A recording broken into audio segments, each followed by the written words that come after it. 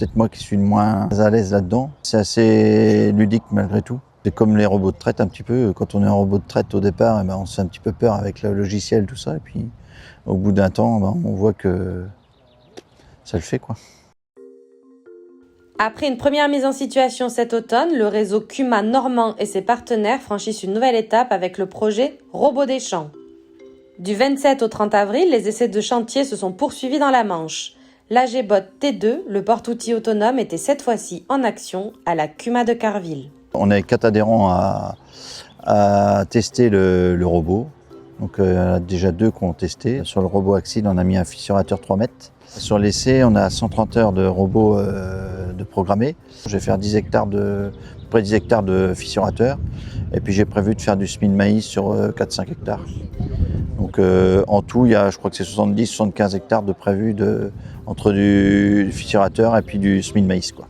L'essai, en fait, nous, c'était de voir au départ, c'était de voir dans notre parcellaire, est-ce que c'est réalisable ou pas, vu le parcellaire qu'on a avec le nombre de haies qu'on a, c'était vraiment possible de faire avec un robot dans les petits parcellaires, quoi.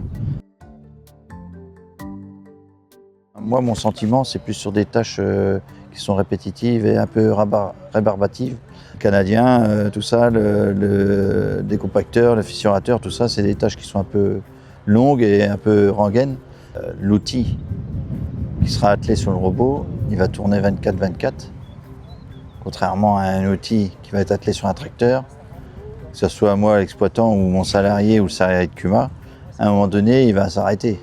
Avec un fissurateur derrière le tracteur, on mettrait peut-être un peu moins de temps, sauf qu'on irait peut-être un peu trop vite. Le fissurateur, il faut laisser le temps à ce que la terre bouge pour créer de l'air dans le sol et de la perméabilité pour que derrière l'eau et l'air circulent bien.